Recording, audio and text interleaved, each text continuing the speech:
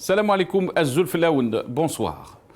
Tout le système de l'Algérie nouvelle de M. Tebboune repose sur le mensonge, le déni de réalité, l'incompétence avérée et l'impéritie totale. Son maintien en état devient une véritable menace pour le pays. Un rapport sévère de l'UNICEF concernant la politique éducative et sociale de notre pays, j'ouvre la parenthèse, rudement touchés par le chômage et la précarité, les jeunes Algériens sont également confrontés à une faible scolarisation et une exclusion économique, lit-on dans les conclusions de ce rapport. A fait réagir l'APS qui, dans une réponse mal élaborée, mal argumentée, désigne l'auteur du rapport comme émergent au Makhzen marocain. Le pouvoir algérien, dans une fuite en avant irresponsable, atteste de fait les deux axes qui caractérisent le pouvoir algérien et qui, face à des interpellations d'institutions internationales relevant de l'ONU, lui rappelant ses obligations en matière de respect des droits de l'homme ou qu'elles émanent d'autres ONG du genre Transparency, Banque mondiale et de toutes les autres organisations. Une seule et unique réponse nous est assénée, c'est le Makhzen ou la France qui sont derrière et œuvrent à nous déstabiliser. L'insignifiance des réponses du pouvoir algérien, le mensonge caractérisé, nous indique que la maison Algérie, notre pays, est en grave danger.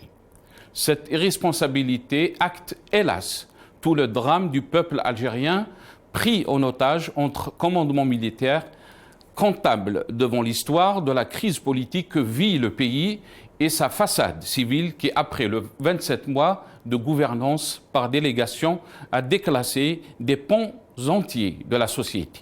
Ce pouvoir ne peut s'exonérer d'un service minimum. Ce pouvoir violent, autoritaire, n'a même pas eu le bon sens d'émanciper son opposition.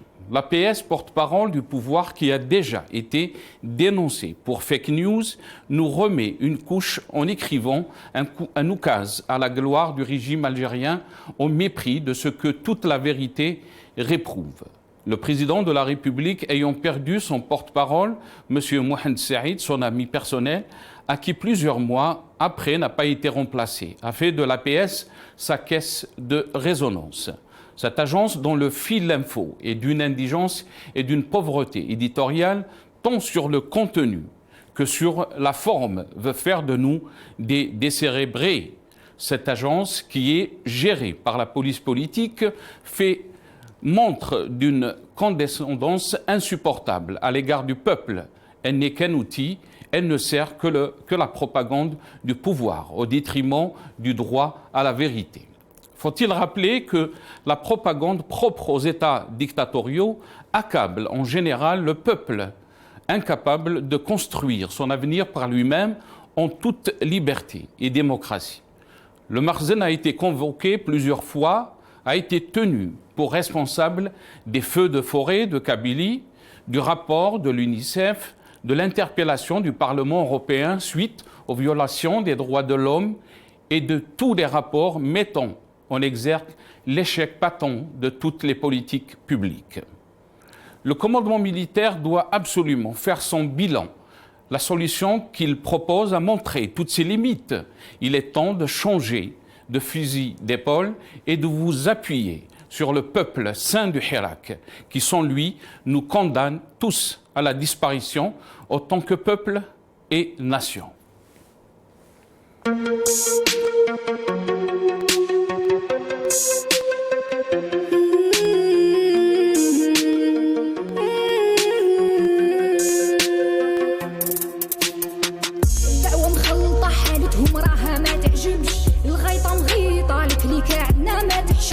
شبيبة نايضة راو داير روحو ما يسمعش المزبلة واجدة والتاريخ يا خو ما يرحمش الخمسة ماكلات صفحتكم ما نطوات معول تخلطها وتخلي فيها غير الفتات القميمة ما نسات جبدتها اللي نشوات 10 سنين تيروريزم وزدتو 20 ما كفات زوالي ولد بلاد جدو كي جدي عليها مات يا الخاين ما قتبك من يدك هربت ما ولات تروح وقاع تطير وقاع ويبقى غير الحجر في القاع يا مالك الضي بعض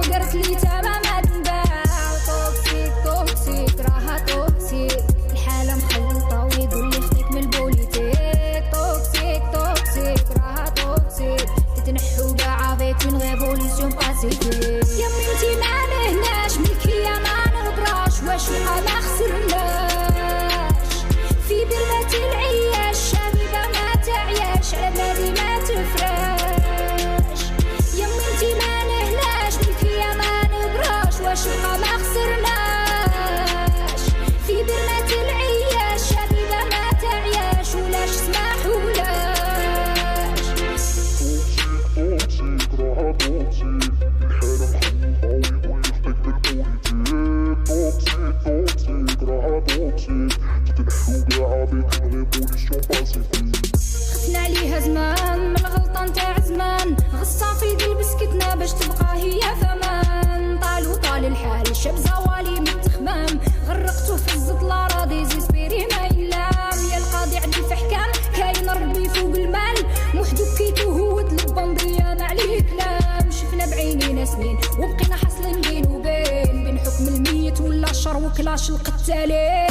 طحتو في اليدين ما نسمحو اليوم الدين نموتو ماش خسارة وتبقى بلادي في العينين. ضحيتو بالقلاليل مازال شافيتي قنتورين باسي كريمينال تروحو فيها كاع يا السراقين. حرية لا بديل طرنا ومبقيناش خايفين خرجنا قلنا كلمتنا وللور ما رانا راجعين. حرية لا بديل طرنا مبقيناش خايفين خرجنا قلنا كلمتنا وللور ما رانا راجعين.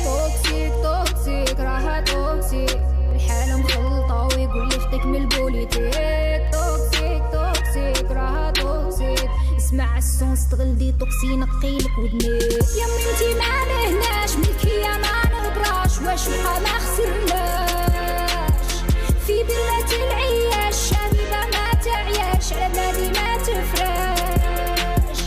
يا بنتي ما نهناش ملكية ما نهضراش واش وقع ما خسرناش في برمة العياش شبيبة ما تعياش ولاش سماح ولاش. يا بنتي ما نهناش ملكية ما نهضراش واش وقع ما خسرناش في برمة العياش شبيبة ما تعياش على بلادي ما تفراش. يا بنتي ما نهناش ملكية ما نهضراش واش وقع ما خسرناش في برمة العياش شبيبة ما تعياش ولاش سماح ولاش.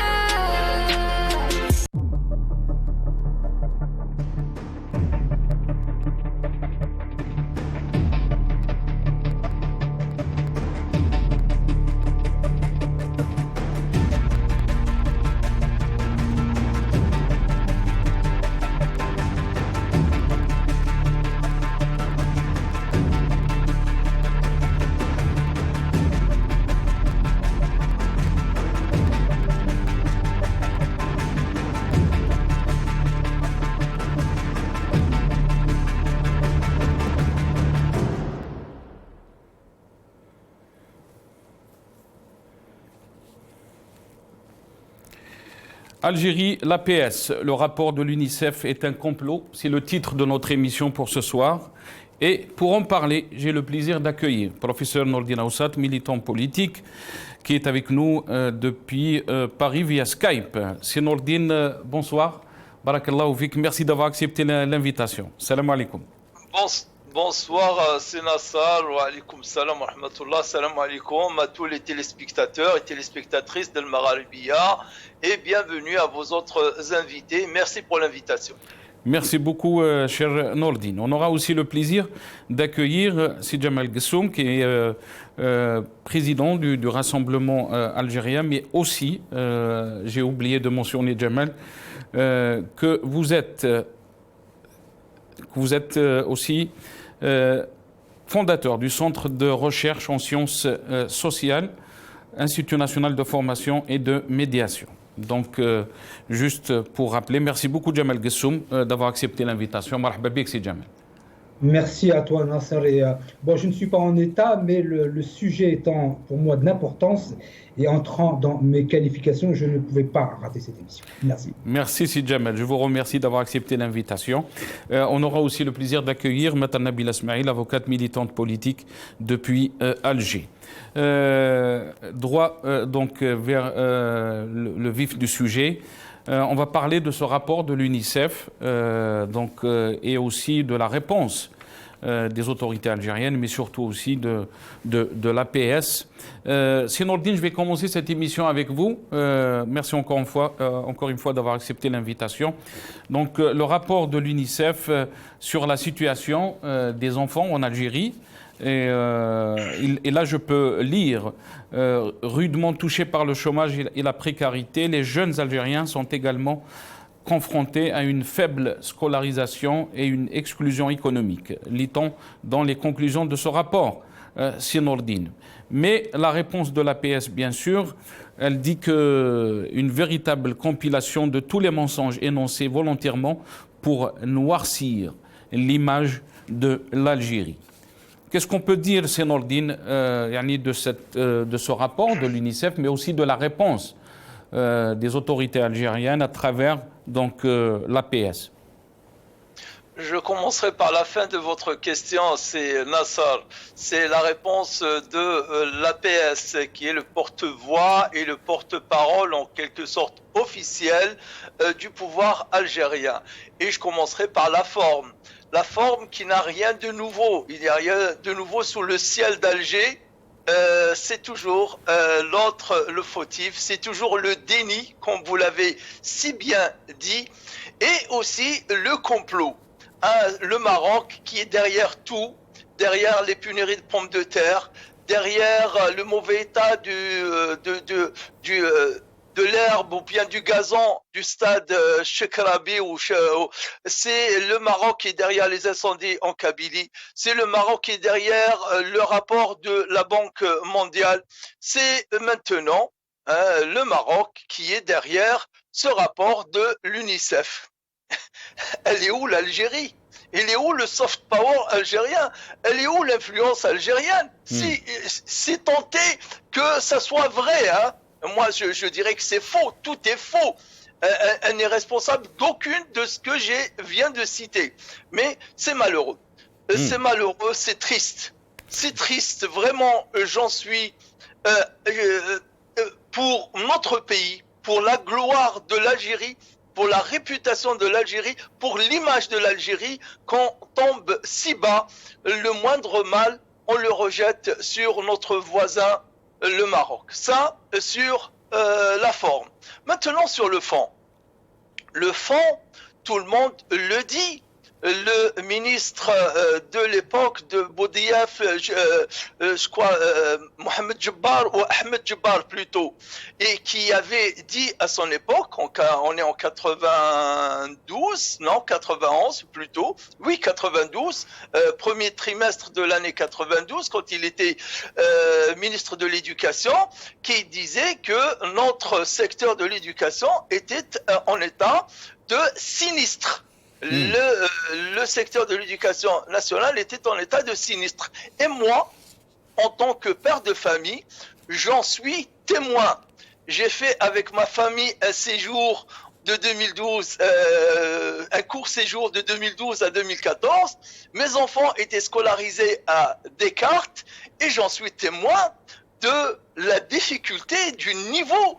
Mes enfants ont failli décrocher, qui était si brillant ici, qui décrochait des encouragements et des félicitations. En 2 ans, ils ont failli, tous les 4, ils ont failli décrocher. Alors je sais que ce rapport dit sur l'état de notre secteur scolaire est malheureusement aussi grave et aussi lacunaire et aussi défaillant. Très bien. Restez avec nous, Sinourdine. On va faire réagir Djemal Guessoum. Djemal Guessoum, quelle réaction peut-on avoir donc à ce qu'a écrit l'APS après ce rapport donc, de l'UNICEF? On connaît le travail de l'UNICEF concernant donc surtout par rapport aux enfants. Il a condamné plusieurs fois, par exemple, Israël par rapport au dépassement donc, des droits des enfants palestiniens. Donc quand on dit que il est d'une autorité publique de l'UNICEF et chargé par l'Assemblée générale des Nations unies une mission bien claire, celle de défendre les droits des enfants, d'aider à répondre à leurs besoins essentiels et de favoriser leur plein épanouissement. Cependant, ne soyons pas dupes, et là je lis bien sûr la réponse de l'APS, cet inadmissible rapport erroné a été commandé par des affabulateurs qui ont été derrière les rapports mensongers de la Banque mondiale et de ses relais. Votre réaction, Sidi Djamel? Alors, moi, ce que j'aimerais dire tout d'abord, et je vais bien évidemment répondre à votre question sur la réaction des autorités algériennes, je suis chercheur en sciences sociales, et donc de ce point de vue, pour un thème aussi important, je me positionne dans l'analyse des phénomènes sociaux. J'ai mené des études dans 3 pays, les États-Unis, en Centrafrique pour la rééducation d'enfants soldats, et en France depuis pratiquement 30 ans, où je mets en place des solutions nouvelles pour accompagner un public, et le public dont il est fait état aussi dans le rapport de l'UNICEF. Tout d'abord, ce que j'aimerais dire, c'est que ce rapport, qui, moi je lis, l'UNICEF fait ce rapport en se basant sur l'étude NMODA Algérie. Alors, je ne sais pas exactement ce que c'est que NMODA, mais toujours est-il que cette tranche d'âge qui est évoquée ici, on retrouve les mêmes problématiques ici en France. Ici, c'est 15-24. En France, c'est 16-25. Et donc, nous retrouvons exactement les mêmes difficultés en termes d'accompagnement, en termes de disparité aussi entre les hommes et les femmes quant à leur possibilité d'accéder à un emploi ou une insertion sociale de manière plus globale. De ce point de vue, je ne trouve pas, que ce rapport soit si dramatique. Et pour répondre à votre question, je pense que les autorités algériennes n'auraient même pas dû réagir, elles surréagissent de manière épidermique à quelque chose qui n'avait pas lieu d'être. Je note également, et cela est vérifiable sur le site de l'UNICEF, que vous allez sur le site de l'UNICEF, vous le trouvez, sur un rapport de janvier 2027. C'est bien 2027, je ne me suis pas trompé, où il est fait un autre rapport. Ce que j'aimerais dire par rapport à cela, moi ce qui m'intéresse le plus, au-delà de la polémique qui peut exister, et dans la réaction épidermique des autorités algériennes à toute critique de l'extérieur, c'est une erreur fondamentale. Toute critique est à prendre dans le sens positif des choses et comment on peut améliorer les choses. Moi, c'est ce qui m'intéresse dans la question de l'éducation, car il ne peut y avoir d'éducation, il n'y aura pas de peuple sans éducation. Ce que j'aimerais dire aussi, c'est que l'Algérie, et là c'est un fait factuel, a mis en place une allocation de chômage. On peut en penser ce que l'on veut, mais c'est quand même objectivement le seul pays du tiers-monde et du monde arabe à avoir fait cette action. Ce n'est pas le début d'un autre monde, mais en tout cas, c'est une première pierre. La question qui se posera, d'abord, il y a 2 questions qui me paraissent centrales dans ce rapport. C'est comment on va accompagner les jeunes de 18 à 24 ans dans l'insertion sociale et professionnelle, celles qui vont toucher le chômage. Ça, c'est une question qui reste ouverte. La deuxième question, et là, elle est plus, je pense, problématique, c'est sur cette catégorie, effectivement, qui est très difficile à cerner, celle des 16-24 ans. Quelles vont être les procédures mises en place par les autorités algériennes pour accompagner ce public vers une insertion sociale de manière plus globale et professionnelle en particulier. Donc, la question centrale n'est pas la polémique, n'est pas la réaction. Et quand on montre de doigt, Sidi Djamel, on montre de doigt les services marocains, on parle de Marzen. Non, on n'a pas. Je vais juste finir, Sidi Djamel. Je vais vous rendre la parole. Je vais vous rendre la parole, je vais vous donner, juste pour répondre à ma question, cet énième rapport mensonger sur l'Algérie qui porte la signature du représentant de l'UNICEF en Algérie, ce personnage qui émarge au Marzen marocain où il a obtenu son doctorat de médecine. Ne passera pas cette mystification imaginée par ce serviteur du Marzen est déjà dans la poubelle de la compilation de tous les mensonges énoncés volontairement pour essayer de déstabiliser l'Algérie nouvelle. Est-ce que vous pensez, Sidi Djamel, est-ce que vous pensez que quand on lit un écrit pareil, vraiment on se demande est-ce qu'il y a un État algérien, est-ce que vraiment quand un rapport sort comme ça de l'UNICEF, que je dis que l'UNICEF quand même c'est une organisation internationale qui est très respectée dans le monde en termes donc de défense des droits de l'enfance, et on répond de cette façon, est-ce qu'on fait passer un message qui est tout à fait le contraire, que l'Algérie est un pays très faible et que si on arrive à contrôler tous les rapports qui critiquent l'Algérie, c'est que vraiment, on n'a pas notre place dans ce monde. Alors, il y a un État, déjà ça c'est une chose.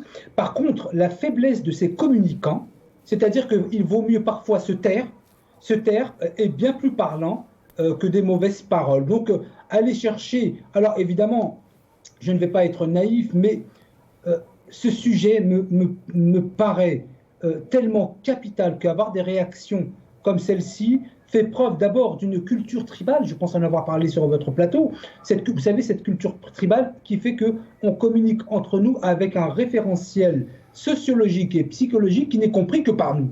Et donc ça ne peut pas être compris par l'extérieur, encore moins par l'UNICEF. Et donc, moi, j'appelle les autorités algériennes à entendre, il n'y a toute critique, même non fondée, nous fera aller vers le meilleur. Et donc, toute critique, et j'appelle les autorités algériennes à réfléchir sur la question de ces enfants, de la protection de l'enfance de manière générale. Vous savez, je travaille pour la protection de l'enfance depuis 1987 et j'ai vu des catastrophes durant toute ma vie, et notamment en France. Et là, c'est pour ça que la protection de l'enfance m'a énormément... Mais est-ce que c'est pas ça le problème de ces pouvoirs, ou pouvoir algérien, Jamal Gessoum, et chaque fois, vous avez participé à plusieurs émissions, et surtout à mes émissions, où vous avez défendu donc ce pouvoir. Est-ce que vous pensez que cette logique de critiquer tout et de mettre à dos toutes les critiques qui peuvent venir des organisations respectées par rapport à la situation de notre pays, qu'il soit en question de droits de l'homme ou cette occasion en question donc des droits de l'enfance à l'éducation et plus. Est-ce que vous pensez qu'on est dans le déni total, qu'on est aussi dans l'indifférence de la situation? Ça veut dire, on se demande, est-ce qu'il y a des pouvoirs, est-ce qu'il y a des gens qui sont à la tête de ce pays, qui gouvernent ce pays? Alors, je ne suis ni binaire ni affilié. Je ne suis ni binaire parce que j'ai une capacité de réflexion qui me permet de peser le pour et le contre, quelles que soient les personnes. Et quand l'État algérien fait quelque chose de bien, je le dis. Et quand il fait quelque chose de pas bien, je le dis également. Donc, je ne suis pas binaire. J'évalue ce qui est dit et ce qui est fait. Vous disiez, sinon, celle que je défends très souvent l'État algérien par rapport... Non, on ne parle pas de l'État. On ne parle pas de l'État, si Jamel, parce qu'on on parle des pouvoirs. On parle des pouvoirs. L'État, c'est autre chose. L'État, nous, quand on critique, même s'il y a des critiques, je pense que même les participants dans nos émissions, ils critiquent donc les mécanismes du pouvoir, le régime, le système, mais pas l'État algérien. Sur les organisations internationales, là aussi, je ne suis pas binaire. Lorsque nous avons des critiques de l'Union européenne qui ne fait pas mieux que nous, je ne l'accepte pas. Par contre, quand l'UNICEF pointe des choses que l'on retrouve partout dans le monde, et notamment en France, je ne vois pas le problème. Et donc, je ne suis pas binaire. Je ne suis pas affilié, je ne défends pas de manière binaire. Je dis simplement que pour cette question qui est tout à fait essentielle, la réaction des autorités algériennes est surdimensionnée. Ça n'appelait pas à une surréaction politique. Il y a des faits que l'on retrouve. Mais par contre, ça, il faut le savoir. Et je pense que la difficulté de nos communicants, les gens de l'APS ou d'autres, c'est que ne savent pas comment se passe la protection de l'enfance dans d'autres pays pour avoir une réaction qui soit internationalement comprise. Et là, c'est une grande difficulté, car s'ils avaient cette lecture, ils n'auraient pas réagi de cette manière. Est-ce qu'elle est surdimensionnée, d'après vous, Jamal Gessoum, ou plutôt coupée de la réalité? Ces gens-là n'arrivent pas à comprendre qu'il y a une réalité que les Algériens dénoncent peut-être chaque jour, alors qu'on nous parle de Al-Quwa al-Dhariba. Je vous en prie. Oui, non, mais évidemment qu'il y a d'abord une question de méconnaissance. Alors, je ne veux pas dire de compétence, parce qu'il n'est pas dans la compétence de l'APS que de savoir ce que c'est que la protection de l'enfance, la protection sociale, la protection des mineurs, etc. Ils n'ont pas connaissance. Mais pour autant, ils devraient quand même avoir un référentiel, une base de réflexion qui leur permet de réagir. L'APS, c'est quand même l'agence... presse-service, je crois, en tout cas l'émanation de l'État algérien. Donc, ils doivent avoir ces connaissances. Et quand on n'a pas de connaissances, la meilleure réaction, de mon point de vue, c'est de se taire. Très bien, restez avec nous, je vais donner la parole à Sinordine.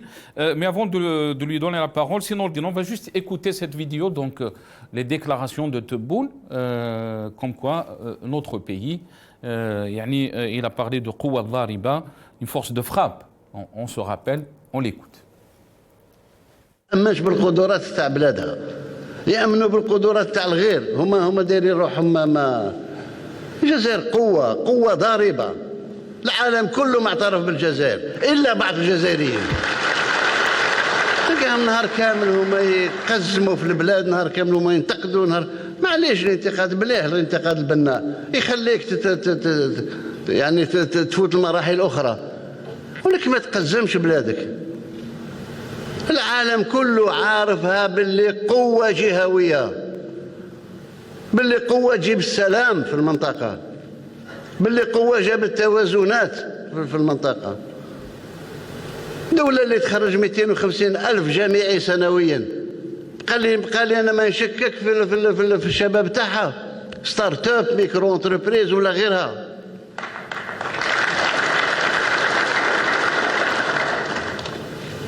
C'est un problème de dignité nationale. Dignité nationale.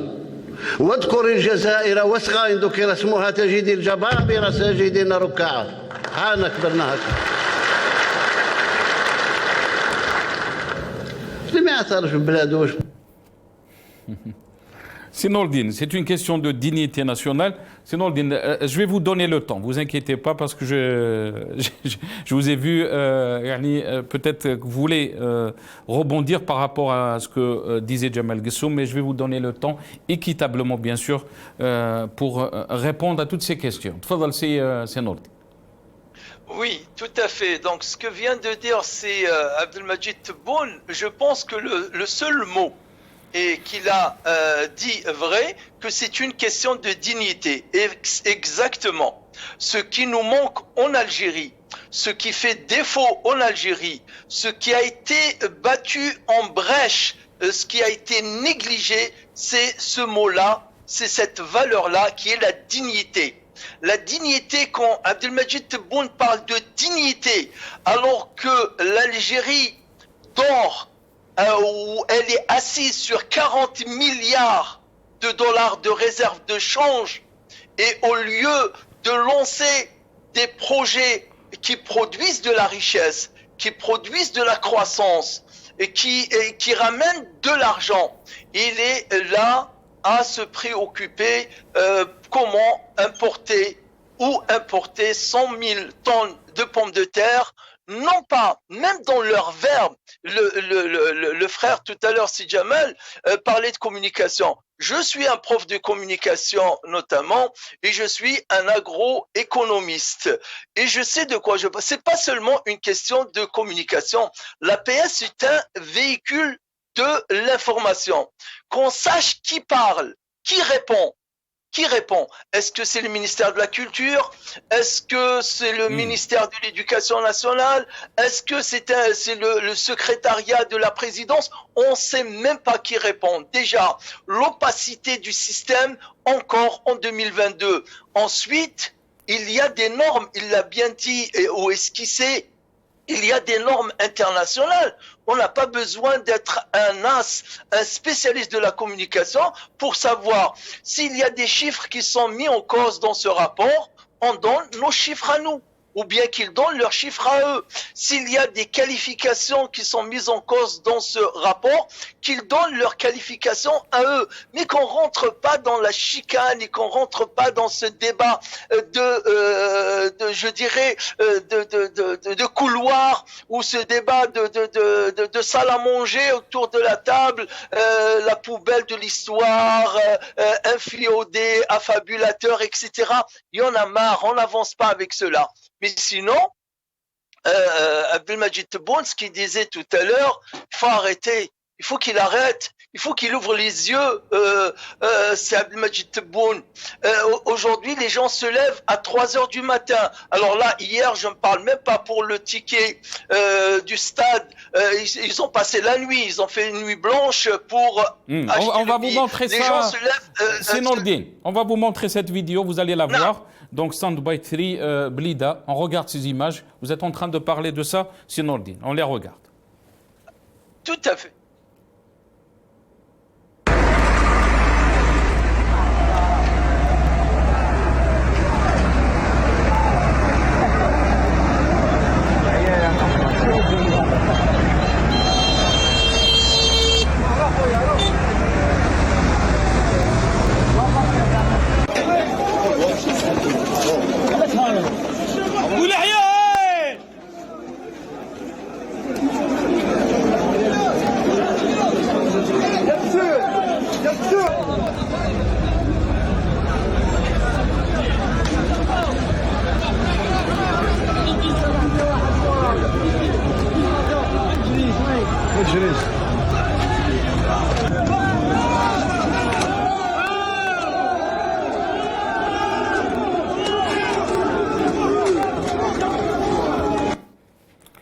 C'est Nordine, votre réaction?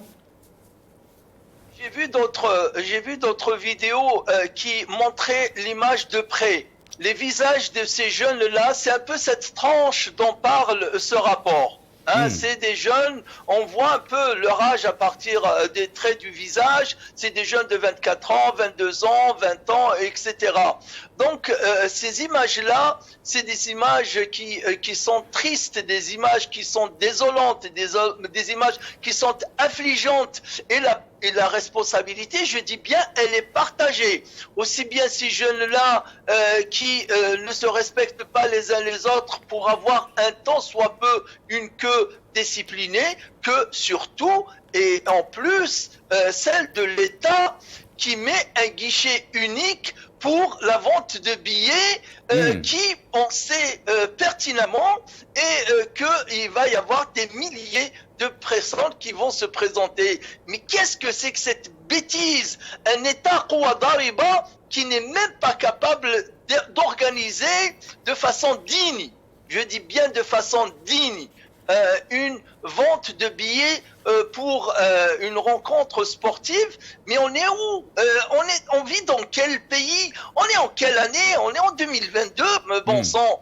Mais qu'est-ce qui se passe dans ce pays? Et après, vient Iqazmou. Mais c'est eux qui Iqazmou fil bled.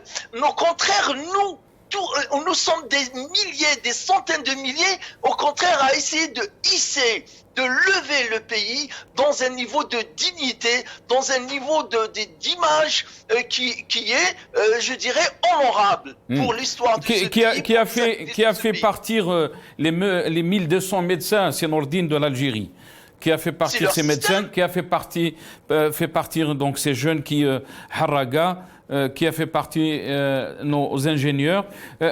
Mais juste une réaction par rapport à ce qui a été dit donc dans l'APS, c'est Nordine, quand on accuse tout le temps le Makhzen et que là, quel message nous passons quel message nous envoyons pour les autres aussi quand on se dit, on se montre aussi faible.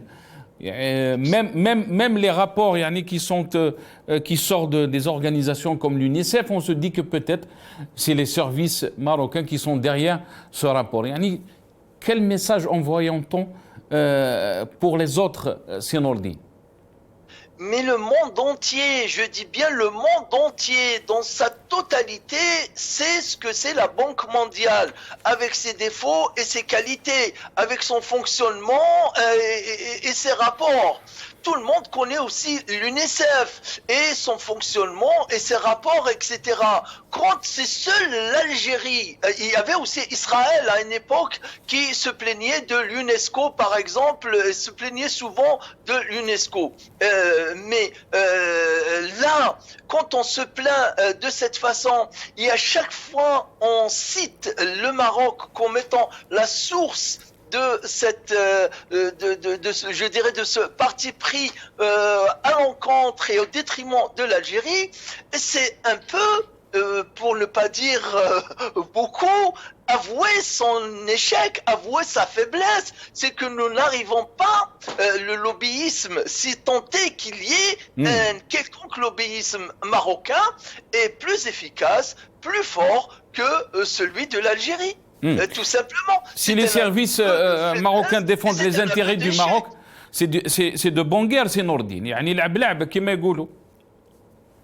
Si c'était cela, déjà, c'est de bonne guerre. Et c'est le pire et le plus, ce qui fait mal, c'est qu'il n'y a même pas ça. C'est qu'il n'y a même pas ça. On va pas attendre 30 ans. On va pas attendre 30 ans comme il l'a fait la Mamra il y a 3 mois avec sa déclaration au journal de londonien, comment il s'appelle déjà ce journal-là qui paraît en arabe, quand il a dit que la guerre de janvier 76 contre le Maroc, c'était pour le régime. C'était pas pour protéger et défendre le territoire algérien, mais c'était pour défendre le régime. Ça, c'est la déclaration qu'a fait Ramtan la Mamra il y a 4 mois, un journal arabophone londonien. On va pas attendre 40 ans pour que quelqu'un nous dise en fait le rapport de l'UNICEF était plutôt objectif, il était plutôt impartial, et c'est juste parce que l'Algérie voulait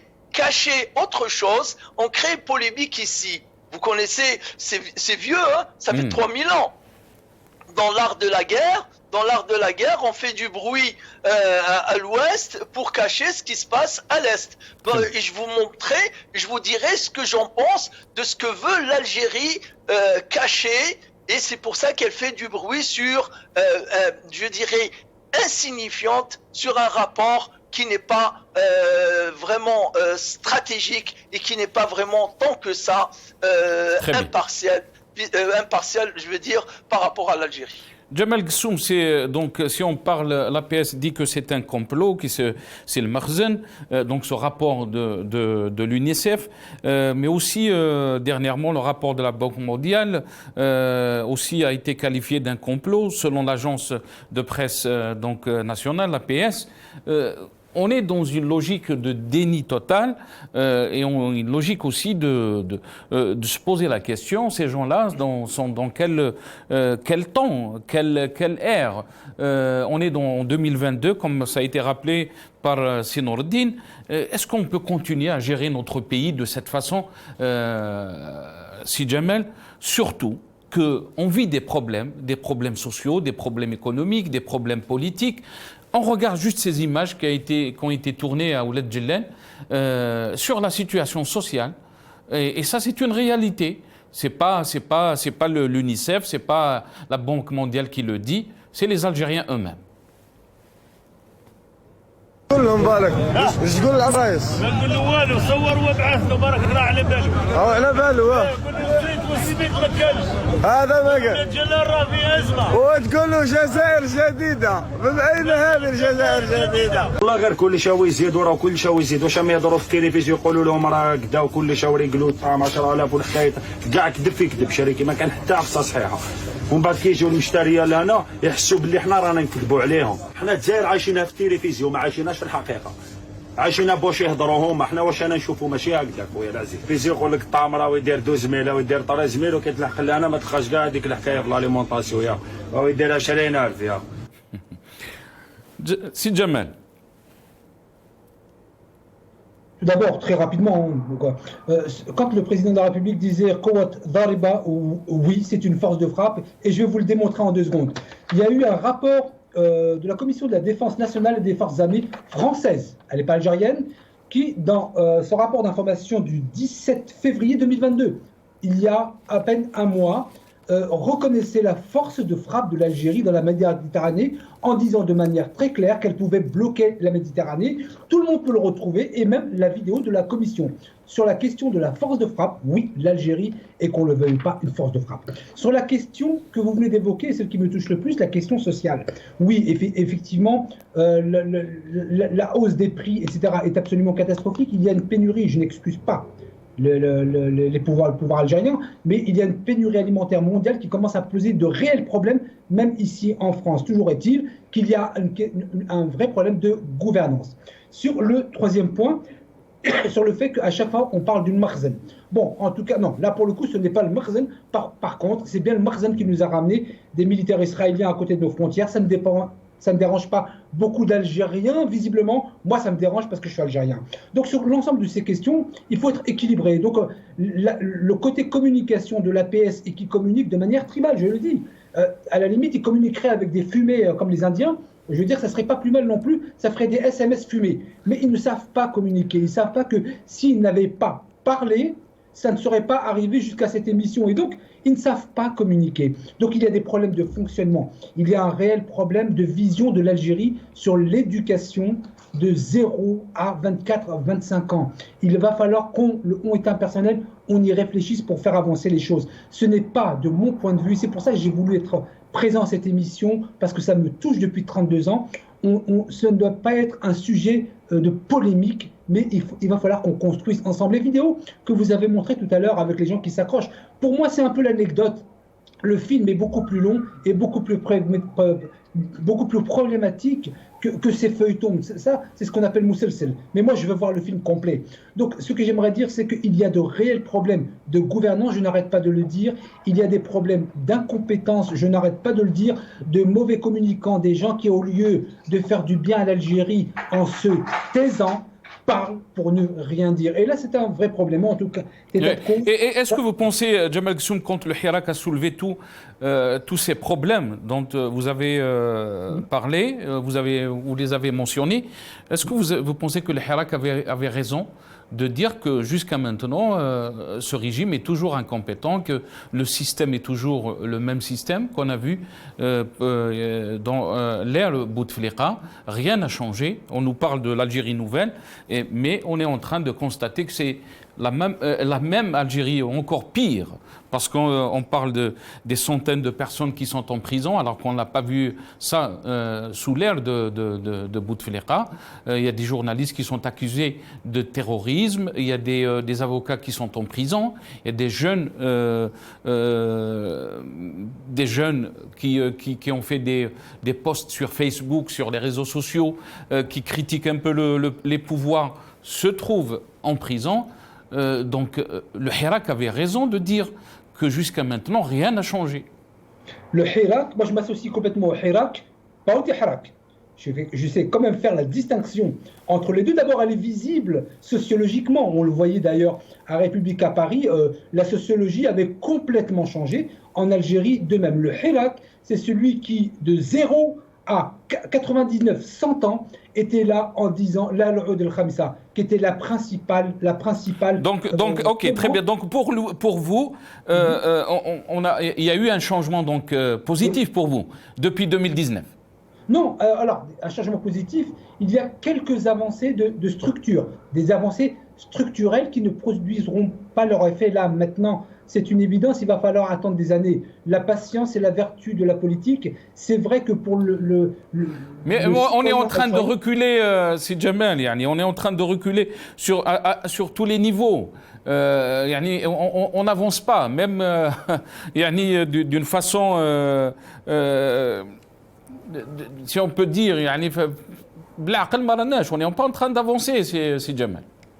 Alors, évidemment, je comprends ce que tu dis, Nassal. Quand on n'avance pas, on n'avance pas de manière visible. C'est-à-dire, les choses ne sont pas visibles maintenant. Et comme je le disais à une de vos émissions, l'Algérie, c'est un paquebot, c'est pas une petite barque. Par conséquent, on ne change pas la direction d'un paquebot comme on change celle d'une barque. Et donc, les fondamentaux sont en train d'être installés. C'est vrai que moi, j'ai la facilité de dire cela de Paris. Moi, je suis né en France, je n'ai jamais vécu en Algérie. Donc, j'ai cette facilité, ce luxe de dire cela, parce que ce n'est pas visible pour le citoyen algérien lambda. Très bien. L'Algérie, les difficultés sociales, ça, je dois le reconnaître. Sinon, les fondamentaux sont là, est en train de dire Jamal Ghassoum.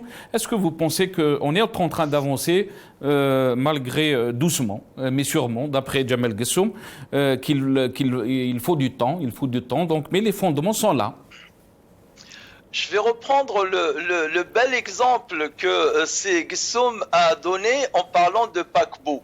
Que l'Algérie est un paquebot et c'est pas une petite barque. Oui, c'est un grand paquebot l'Algérie, je le reconnais. Sauf que c'est un grand et énorme paquebot qui est fait de planches qui sont vieilles, des planches qui sont usées et usagées. D'accord? Et on fait pas du neuf avec du vieux. Ce bateau-là, il fallait le démembrer, le faire entrer au port et en refaire un autre bateau. Mais le pouvoir n'a pas voulu. Nous sommes en train de refaire les mêmes erreurs que nous avons faites en 1979 à la mort de Boumedienne. D'une autre manière, d'accord? Mais c'est la même chose.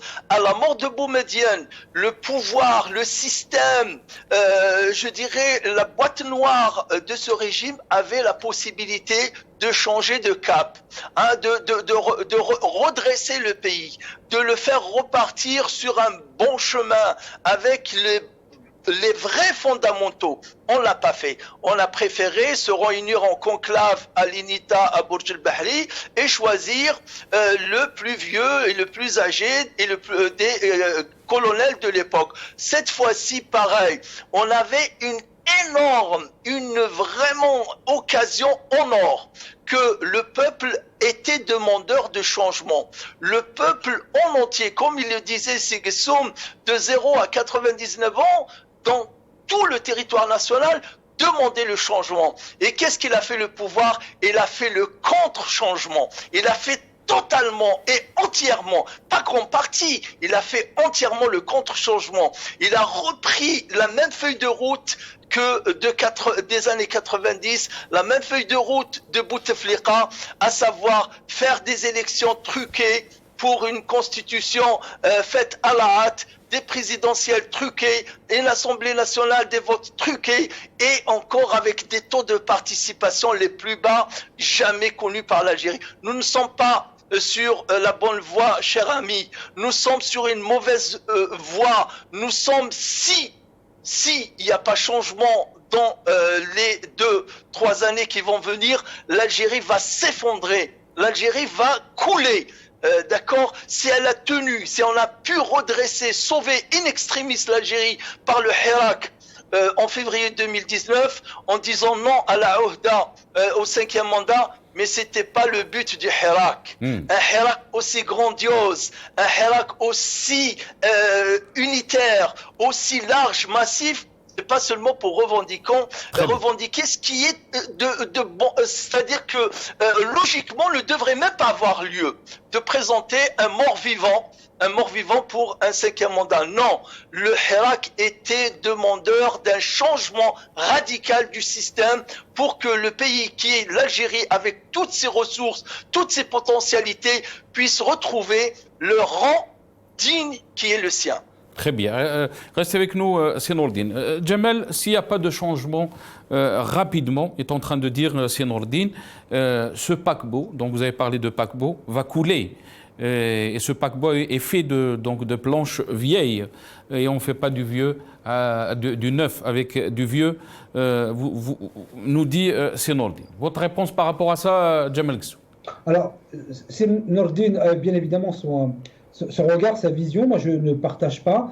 On ne fait pas du neuf avec du vieux. Vous savez, en France, on a fait du neuf avec un président de 42 ou 43 ans qui nous a amené droit au mur. Donc la question du neuf et du vieux n'interfère pas. Sur la question de l'Algérie dans 2-3 ans, non. Moi, je pense au contraire qu'il faut maintenir le cap à une condition. Il faut maintenir le cap malgré que... Non, vous avez parlé de l'incompétence, Jamel. Oui, vous avez parlé de... Oui, je termine justement. C'est dans ce sens-là. C'est-à-dire que j'aime bien. Sinon, il va bien aujourd'hui parce qu'il m'a coupé. Moi, je suis respect. Mais je vous ai laissé la parole, c'est non. C'est Jamel. À la seule condition, c'est que le président de la République voit les choses en face. Quand il y a des incompétents à la tête d'institutions, qu'il les change immédiatement. S'il se rend coupable de laisser, par exemple, un PDG d'Air Algérie qui nous fait une discussion d'Aqawi à l'Assemblée nationale avec l'autre al-Khorté ou essayer du pipeau, si on fait ça, on ne va pas y arriver. Est-ce que, si Jamel, est-ce que vous pensez, parce que vous êtes en train de dire des choses, juste aussi pour rebondir par rapport à ce que vous êtes en train de dire, est-ce que vous pensez que le problème de l'Algérie est un problème de compétence? La question de l'Algérie est d'abord, vaut mieux avoir moins de compétences, mais au moins avoir une bonne gouvernance. Le problème, c'est que le choix du président de la République dans la nomination je dirais, des personnes les plus importantes se fait sur des critères de type tribal. Et donc, c'est parce qu'on connaît l'un et on connaît l'autre. Il ne se fait pas en s'appuyant sur une gouvernance et en s'appuyant sur une... Donc les mêmes pratiques continuent, d'après vous. C'est ce qu'est en train de dire Zenordine. On va être clair sur le sujet, sur la question du fonctionnement tribal. Vous savez qu'il y a une phrase en Algérie, j'ai été surpris il y a 3 ans, quand on me disait ça veut dire que moi je n'existe pas, c'est celui qui m'a envoyé. Ça me faisait peur. Et donc, si on continue comme cela, si le président de la République, à un moment donné, ne retourne pas la table en mettant à la porte, vous savez comme les Américains font, vous n'êtes pas compétent, vous prenez votre pot de fleurs et la... Est-ce que vous pensez que... Je vais très rapidement, parce qu'il ne me reste pas beaucoup de temps, je dois laisser la mot aussi, donner le mot à la parole à Zenordine. Est-ce que vous pensez, c'est Jamel, que le vrai problème de l'Algérie, c'est cette volonté politique qui n'existe pas. Donc cette volonté politique a changé de système, comme ça a été réclamé par le Hirak. Et ce n'est pas une question de compétence. Disons qu'il y a un nouvel état d'esprit. Il y a un nouvel état d'esprit. Ça, c'est évident pour moi. Maintenant, comment transformer ce nouvel état d'esprit en fait pratique? Parce que moi, vous savez, je suis un pragmatique. Moi, je ne suis pas un idéologue. J'ai vécu en France et aux États-Unis. Moi, je suis un pragmatique. Moi, c'est action, évaluation, résultat. Moi, il n'y a que ça qui tient. Il n'y a pas l'idéologie. Mais je dois le reconnaître que s'il n'y a pas cette transformation de nouvel état d'esprit auquel moi, je crois, j'adhère. J'adhère à ce que dit le président de la République. Il met en place une allocation de chômage qui n'a été faite par aucun pays arabe. J'aurais aimé d'ailleurs qu'on en fasse un peu de l'éloge. Très bien. Mais il se passe aussi des choses bien. Mais si le président de la République persiste dans cet aveuglement à laisser des incompétents à la tête d'institutions importantes, on va aller droit au mur. C'est une évidence. Très bien. Le mot de la fin, c'est Zenordine. Tfadal. Le mot de la fin, tant mieux, on est deux à ne pas être des idéologues. Moi aussi, je suis un universitaire et j'ai fait 3 travaux universitaires sur l'Algérie. Le premier en 84 sur le rôle de l'information dans le développement de l'économie nationale à l'actuelle école de hautes études commerciales. Et j'ai fait un DEA à Aix-en-Provence sur la production et la commercialisation des fruits et légumes dans la Mitidja. Et une thèse de doctorat dont j'ai fait un long parcours sur le même sujet. Je disais tout à l'heure que l'Algérie, ce bruit qu'on fait autour du rapport de l'UNICEF, c'est pour cacher cela.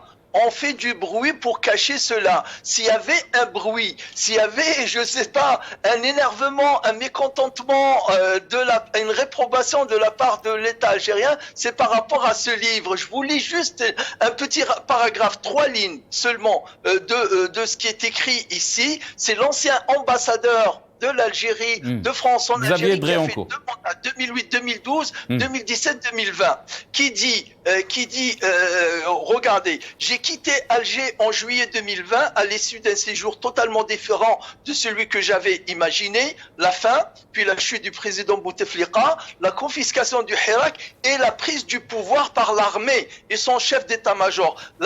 L'Algérie du président Tebboune, enfin, j'ai assisté dans ce mandat à la montée en puissance de l'armée algérienne qui jusqu'alors, et cela depuis 1962, bien que présente, était toujours restée derrière le rideau, mais qui en 2019 avait choisi de passer sur le devant de la scène. Et vous en avez tout le livre. C'est la première fois depuis 1962 qu'un ambassadeur de France en Algérie écrive un livre tout entier consacré à l'Algérie.